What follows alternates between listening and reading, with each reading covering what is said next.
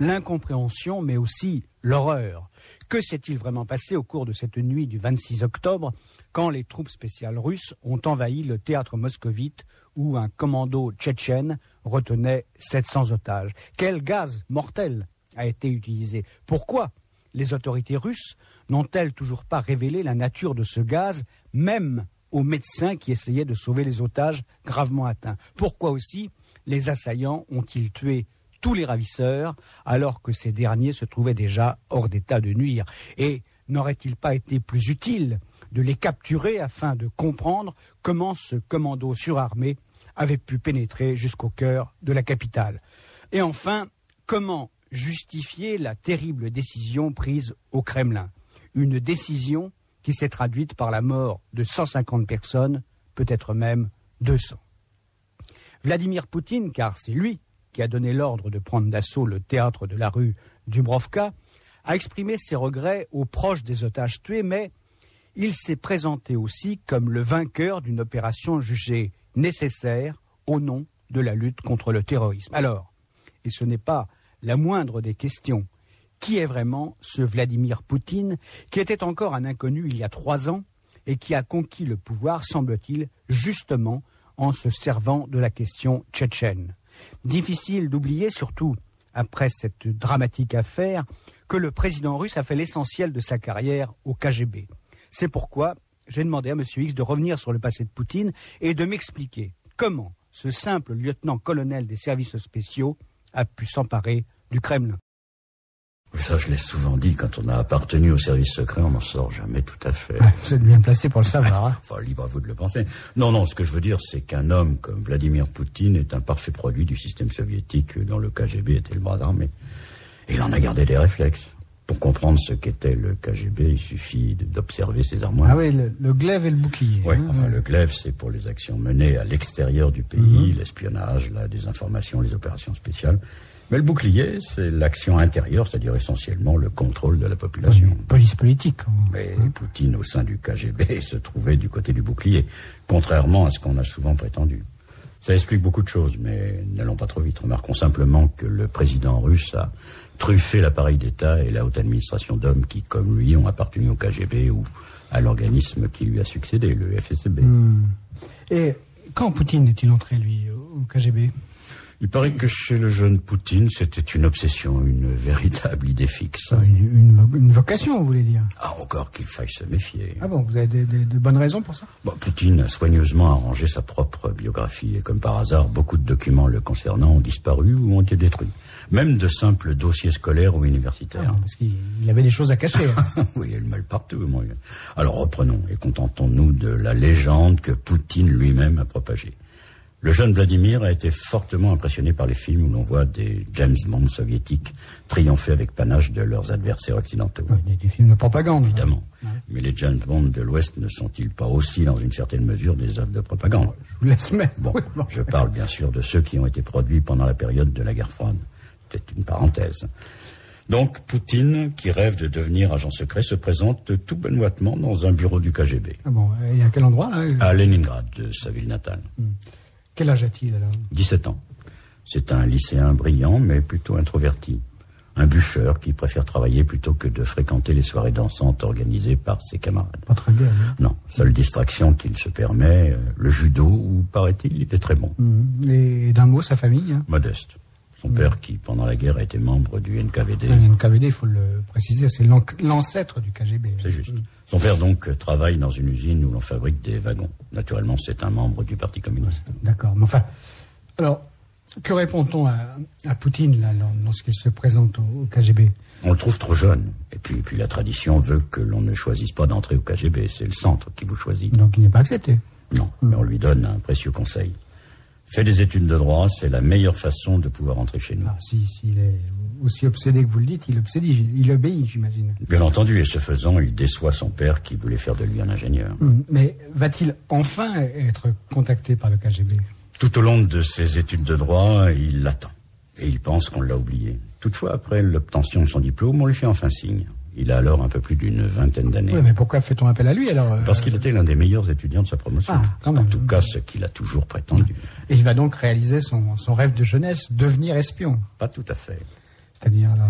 Vladimir Poutine s'imagine devenir espion en Occident, participer en tant qu'illégal à la grande chasse au renseignement. Une vie d'aventure. Oui, mais ce qu'on lui propose est beaucoup plus terne. Et pour tout dire, pas très reluisant. Le jeune Poutine est chargé de traquer les dissidents. Ah oui, c'est-à-dire le bouclier, comme vous disiez tout à l'heure. C'est cela, oui. Et malgré les stages qu'il va suivre et les promotions dont il bénéficiera, il ne sera jamais James Bond. Ouais. Il me semble pourtant, attendez, quand même, il a été en poste à l'étranger. C'est exact, en Allemagne, mais pas du bon côté. Oui, en RDA, c'est ça. Oui, et malgré les exploits que lui prêteront ses biographes les plus zélés, il n'exercera jamais qu'un travail de bureaucrate en RDA. Et bien sûr, il collaborera étroitement avec la Stasi. Ah oui, la police politique est-allemande. Après tout, Poutine s'est déjà fait une spécialité de la chasse aux dissidents et du renseignement politique. Un petit détail avant de voir la suite de sa carrière. Quand on envisage de l'envoyer en Allemagne, on s'aperçoit que Poutine, qui a presque 30 ans, n'est pas marié. Or, le KGB n'expédie jamais un agent célibataire dans un pays étranger, même un pays ami. Oui. Ça se comprend. Alors, Poutine a donc dû se marier sur ordre. Oui, mais apparemment, il a longtemps hésité. Parce que ce n'est que 3 ans après avoir rencontré Ludmilla, une charmante hôtesse de l'air, qu'il s'est décidé à sauter le pas. Mais enfin, passons, car je serais bien incapable de vous fournir le moindre détail sur la vie sentimentale du maître du Kremlin. Ouais. Attendez, on est alors dans quelles années, là? La deuxième moitié des années 80. Et c'est d'Allemagne de l'Est qu'il va assister au démantèlement de l'Empire soviétique. La chute du mur, et puis tous les événements qui vont suivre. Oui, ouais. oui. Et comment, personnellement, vit-il cela? Oh, Poutine est un homme d'ordre, un fonctionnaire zélé. Il ne peut donc pas approuver les spectacles auxquels il assiste. Le saccage des locaux de la Stasi, par exemple. Mais il est assez intelligent pour comprendre qu'un nouveau monde est en train de naître et que, s'il veut surnager, il devra tôt ou tard rejoindre le camp des vainqueurs. Et d'après des sources assez concordantes, il a déjà, bien avant la chute du mur, commencé à préparer son avenir. Et ça signifie quoi, ça, alors? Eh bien, les gens du KGB étaient les mieux placés pour trafiquer, pour améliorer leur modeste solde et prendre des contacts avec certains cercles économiques, ou même envisager sérieusement de devenir eux-mêmes des hommes d'affaires dès que le système soviétique commencera à se fissurer. Oui, alors, Poutine aurait été de cela. Ben, pourquoi pas? Oui. Enfin, ça, on ne le saura jamais, car il a pris soin de brûler toutes ses archives lorsqu'il est entré en URSS en 1990. Ouais. Alors, pas d'archives, d'accord. Mais que fait-il lorsqu'il revient chez lui? Ben, il est toujours officier du KGB. Et s'il avait été le grand espion qu'il prétendait être, on lui aurait certainement demandé de rejoindre le Saint des Saints, c'est-à-dire le siège du centre à Moscou, et particulièrement le département S, chargé des illégaux, ou la ligne X, responsable de l'espionnage scientifique. Mais pas du tout. Et si vous me passez l'expression, Poutine est mis au placard. Au placard. Et ça se traduit comment? Il est nommé adjoint du président de l'université de Leningrad, qui va bientôt redevenir Saint-Pétersbourg. Il y est apparemment chargé des relations extérieures. Mais les étudiants, eux, le soupçonnent d'avoir été placé là pour les surveiller. Et bientôt, ils l'affublent du nom de Stasi. Pas bien gentil. Non, mais enfin, Stasi va rester très peu de temps à ce poste. Bientôt, le maire réformateur de Saint-Pétersbourg, Anatoly Sobchak, lui propose de devenir son chef de cabinet. Promotion flatteuse, mais est-ce que ce Sobchak sait que Vladimir Poutine est un homme du KGB? Oh, très certainement, et au fond, ça l'arrange. Il n'est jamais inutile pour le maire d'une grande ville encore soviétique d'avoir dans son entourage un homme des services secrets susceptible de lui fournir de précieuses informations. Quant au KGB, il ne devait pas regretter d'avoir l'un de ses agents infiltré dans le premier cercle d'une des figures montantes du mouvement réformateur. Ouais, au fond, chacun y trouvait son compte. Ça, j'en suis certain, oui. J'ajoute que Poutine affirmera toujours que, trouvant cette double casquette un peu embarrassante, il a envoyé une lettre de démission au KGB. Mais on ne lui répondra jamais. Attendez, une lettre égarée, c'est comme difficile à croire, non? Oui, je suis d'accord avec vous. Et toujours d'après Poutine, il enverra une deuxième lettre de démission après le putsch de 1991. Une démission dont on ne sait toujours pas si elle a été acceptée ou pas. Ouais, bizarre, hein? Mais peu importe, enfin, puisque je vous ai dit au début de cette conversation que lorsqu'on a appartenu au service secret, on n'en sort jamais vraiment. Toutefois, l'important n'est pas là. Ce qui compte, ce sont les fonctions qu'occupe Poutine à la mairie de Saint-Pétersbourg, où bientôt il va devenir le numéro 2. Ah, mais il n'est pas élu. Non, mais rapidement, il sera indispensable. Comme à l'université, il s'occupera des relations extérieures. Et à Saint-Pétersbourg, ça consiste essentiellement à attirer des investisseurs étrangers. Un travail qui le met en contact avec de très nombreux hommes d'affaires qui lui seront bien utiles plus tard. Dans un article de Politique internationale paru à l'automne 2000, une journaliste du Monde, Sophie Chiab, n'hésite pas à écrire que c'est pendant son séjour en RDA que Vladimir Poutine a noué de précieuses relations avec des hommes d'affaires ou des trafiquants. Je la cite. On ne trouve bien sûr aucune mention d'une telle initiation au mécanisme de marché dans la biographie de M. Poutine, officialisée par son livre d'interview préélectoral. De 85 à 90, dit-il, il travaillait à Dresde pour le renseignement politique. À en croire la presse allemande, le seul agent qu'il ait jamais recruté fut retourné par des services occidentaux. Mais le plus probable, dans la mesure où le jeune diplômé en droit n'a pas été admis à l'école supérieure du KGB, est qu'il n'a jamais été espion. D'après les témoignages d'anciens résidents soviétiques de Dresde, recueillis par l'ex-dissident Sergueï Kovalev, Poutine était un simple flic de leur communauté. Mais ni une expérience d'espion, ni a fortiori de mouchard, ne peuvent expliquer à elles seules comment un obscur officier du KGB, il y en avait des centaines comme moi, avoue-t-il lui-même, s'est retrouvé dès son retour d'Allemagne en 1990 en charge des relations économiques extérieures du premier port de la Russie et de sa deuxième ville, avec le titre de numéro 2 de la mairie de Saint-Pétersbourg. Comment peut-on expliquer l'ascension sociale et politique de Vladimir Poutine? Il n'y a qu'une seule explication. Le futur président a su se montrer indispensable. Oui, indispensable à quoi ou à qui? Indispensable au maire, Anatoly Sobchak. Oui, mais à cause de son appartenance au KGB, c'est ça. Pas seulement, mais c'est vrai que Poutine, dès cette époque, peut compter sur cette véritable toile d'araignée tissée par les membres du KGB. Tous ces hommes qui, à la faveur de la perestroïka et de l'effondrement de l'URSS, vont peu à peu s'emparer des principales richesses de l'Empire soviétique. Il faut bien que vous sachiez que la mafia existait déjà. Oui, la mafia rouge. C'était le Parti communiste qui contrôlait le système. Et les hommes du KGB, qui étaient forcément membres du parti, étaient bien placés pour connaître tous les rouages de ce système. Mais ils vont, si je puis dire, perfectionner le système et donner une ampleur encore jamais vue à cette corruption généralisée. Donc Poutine peut compter sur ce terreau mafieux. Incontestablement. En outre, comme je vous l'ai laissé entendre, dès son séjour en RDA, il a noué des contacts très intéressants. Ouais, je veux bien vous croire, mais enfin, si je vous suis bien, vous considérez que Poutine, lui aussi, appartient à ce système mafieux. Je n'ai pas dit ça. Et franchement, même si Poutine a failli être éclaboussé par quelques affaires pas très nettes, je pense qu'il a été très prudent et qu'il a bien pris garde de ne pas trop se compromettre. Et c'est assez méritoire, parce qu'au fil des années, Saint-Pétersbourg est devenue la véritable capitale de la criminalité russe. Vous parlez quand même d'affaires peu nettes. C'était presque inévitable. Il y a eu en particulier une affaire de troc qui a failli lui coûter très cher. Ah bon, de quoi s'agissait-il là? Fin 1991, je crois. La deuxième ville de Russie a connu une véritable pénurie alimentaire. Et Poutine a obtenu du gouvernement de pouvoir troquer du pétrole et des métaux non ferreux contre de la viande, de l'huile, du beurre, etc. Naturellement, ce sont des intermédiaires qui se sont chargés de ce curieux commerce. Et non seulement ces intermédiaires se sont grassement enrichis, mais très peu de produits alimentaires sont réellement arrivés à Saint-Pétersbourg. C'est pas très étonnant, mais le rôle de Poutine dans cette affaire-là? Il a pour le moins manqué de vigilance. Il y a certainement une enquête. Oui, les inspecteurs du ministère de l'Intérieur sont venus de Moscou.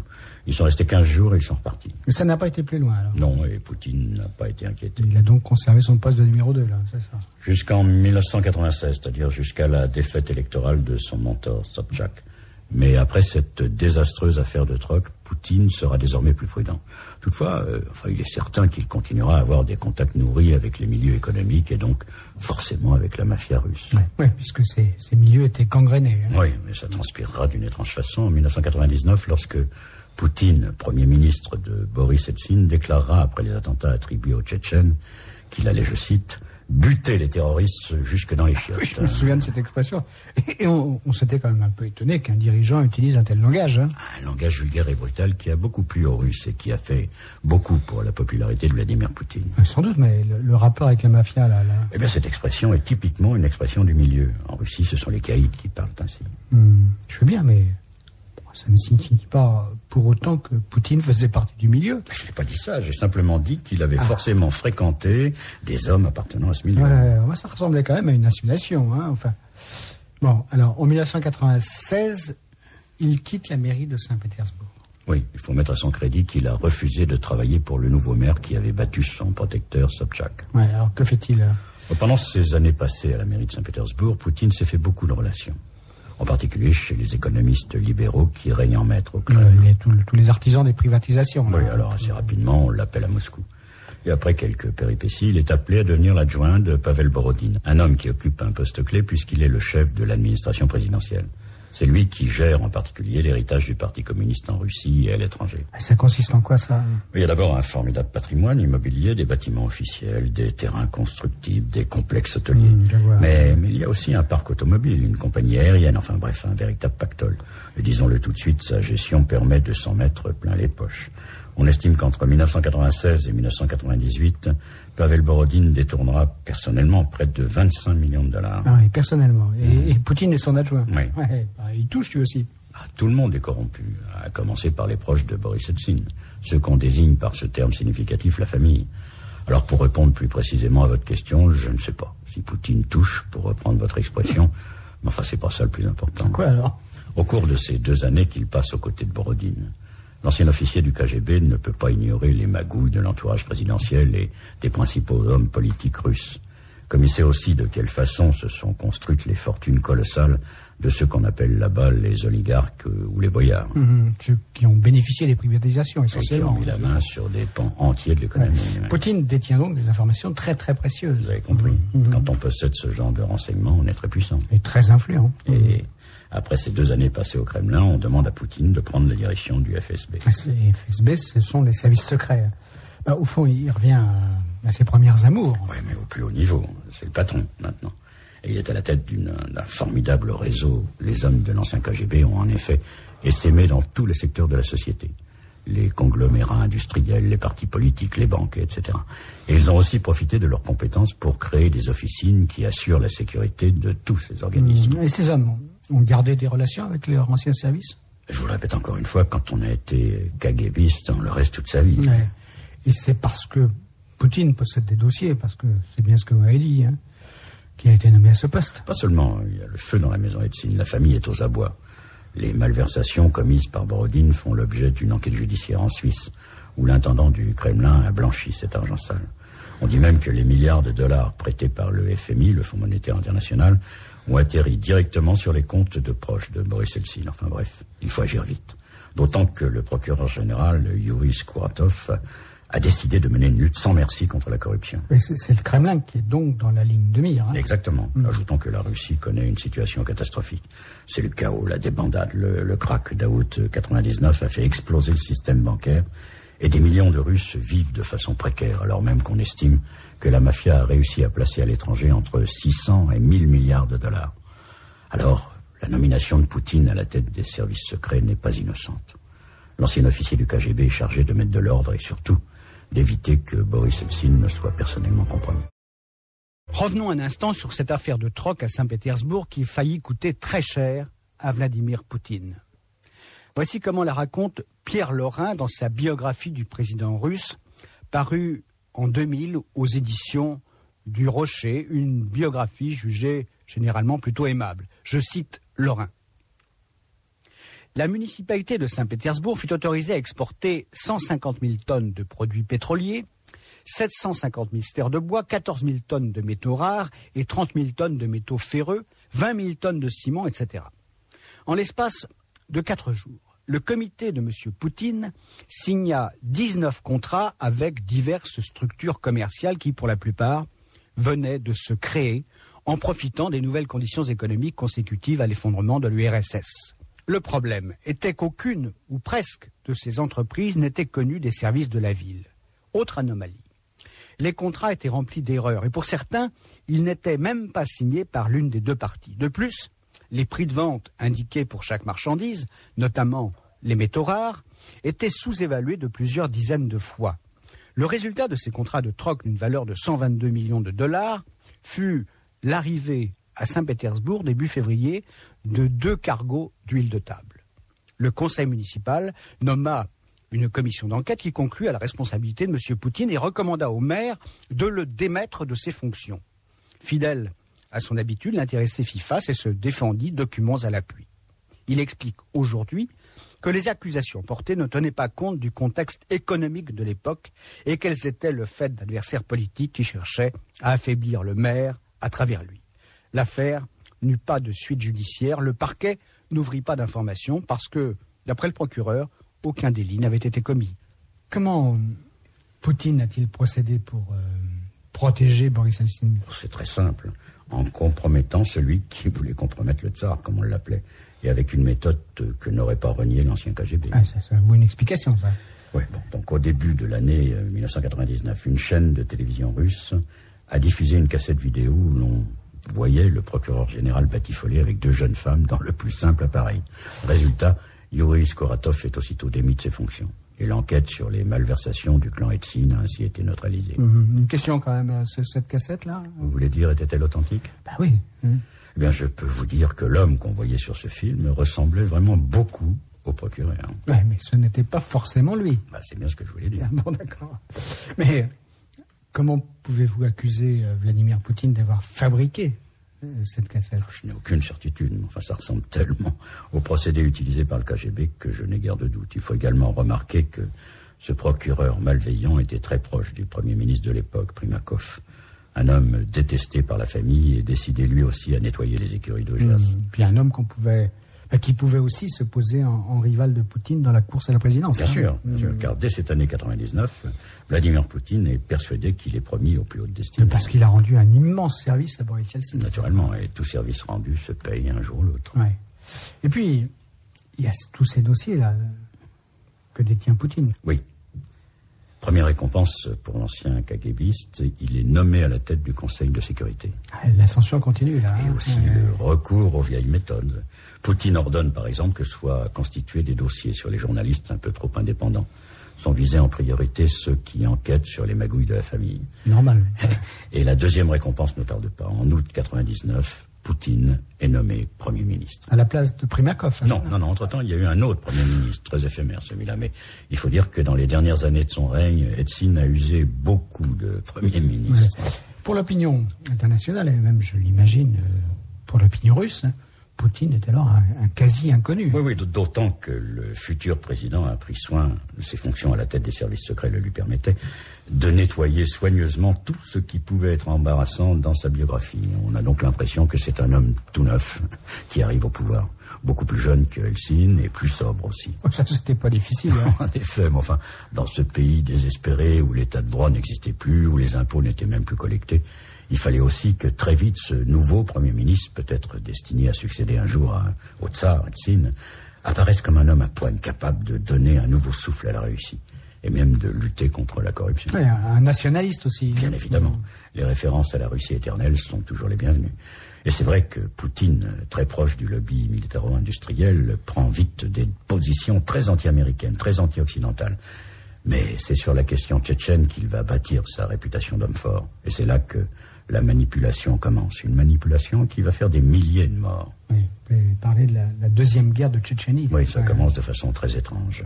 En août 1999. Et là, Poutine, là, vient tout juste d'être nommé Premier ministre. Oui, donc ce mois-là, un chef islamiste tchétchène, Shamil Basayev, franchit avec ses troupes la frontière entre le Daghestan et la Tchétchénie.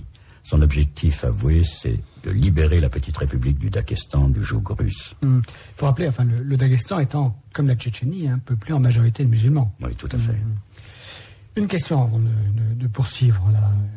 La Tchétchénie vit alors en paix? Oui, depuis 3 ans, c'est-à-dire depuis la signature d'un accord de cessez-le-feu entre le général Lebed et le président tchétchène Maskadov. Rappelons simplement pour mémoire que la première guerre qui a duré 2 ans a causé la mort de dizaines de milliers de Russes et de Tchétchènes. Et puis causé la destruction de la capitale, Grozny. Enfin, si vous le voulez bien, un jour, nous reviendrons sur la question tchétchène, sur laquelle flotte aussi une forte odeur de pétrole. D'accord, je m'en souviendrai. Alors Bassayev, il passe au Daghestan, attaque les forces russes qui sont présentes, puis sortir. Ouais, c'est-à-dire qu'il repasse en Tchétchénie. Oui, et curieusement, l'armée russe ne s'oppose pas à son retour dans son pays. Alors c'est pour ça que vous parlez de manipulation? Le but de la manœuvre, c'était de provoquer de très sérieux incidents frontaliers et de détourner provisoirement l'attention de l'opinion russe. La détournée des scandales qui touchent alors le Kremlin. Évidemment, essentiellement. Car des élections législatives sont prévues pour la fin de l'année. Et le clan Eltsine est en très très mauvaise position. D'accord, mais qui a conçu cette manipulation, comme vous dites alors? Elle résulte sans doute d'un accord entre un oligarque, Boris Berezovsky, qui possède quelques intérêts pétroliers en Tchétchénie, et ce chef islamiste Bassayev. Un accord où Bassayev y a certainement trouvé son compte. Et de l'argent. Ouais.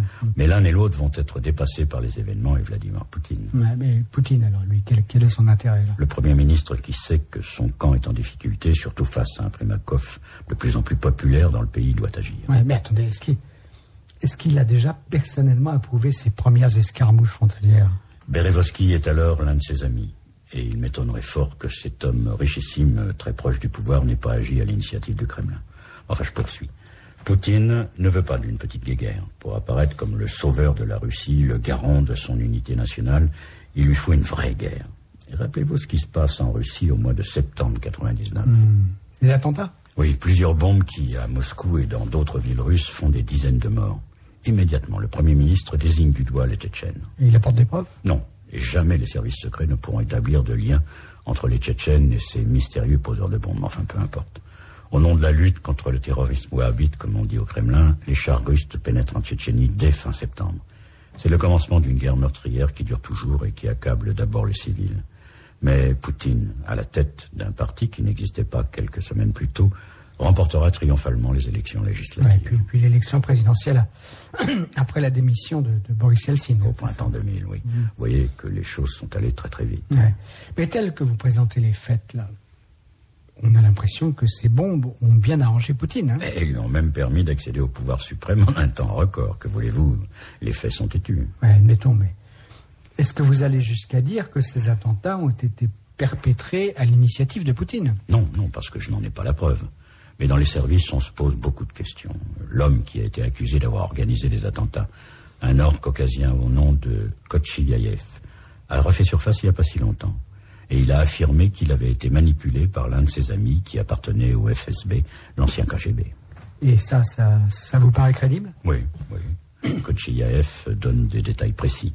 D'autre part, le général Lebed a accusé les services spéciaux d'avoir orchestré cette campagne d'attentats afin de justifier la répression en Tchétchénie. Notez que ce dernier est mort en avril dernier dans un étrange accident d'hélicoptère. Et enfin, Boris Berezovski, cet oligarque qui a fait campagne pour Poutine et financé sa campagne électorale, l'a clairement accusé d'avoir au moins couvert ces attentats perpétrés par le FSB. Oui, mais ce Berezovski, là, est aujourd'hui fâché avec le Kremlin. C'est vrai, mais ça fait quand même beaucoup d'éléments troublants. Et puis, si on cherche à qui ont vraiment profité ces attentats, on ne peut que penser à Vladimir Poutine. Et certainement pas au peuple tchétchène qui n'en finit pas de souffrir. Pour conclure, je me suis reporté à une étude de l'historienne Françoise Thom, parue au printemps 2000 dans la revue Politique Internationale. En voici un extrait.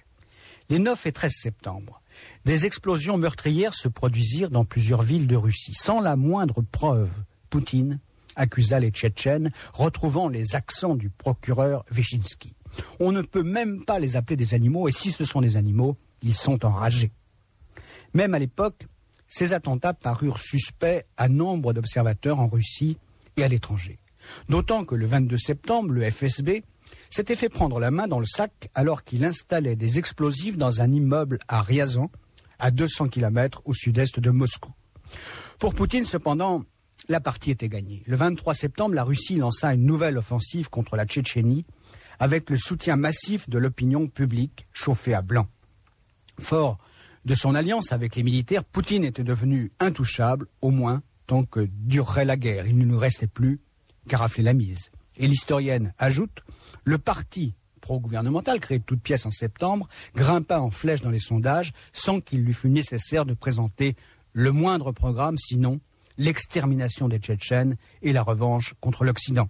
Le 18 décembre, Poutine put se féliciter sur le ton de la plaisanterie lors d'une réunion des responsables de la sécurité. Un groupe d'officiers du FSB a été secrètement chargé d'infiltrer une organisation criminelle, c'est-à-dire le gouvernement russe, et il a rempli cette première mission avec succès.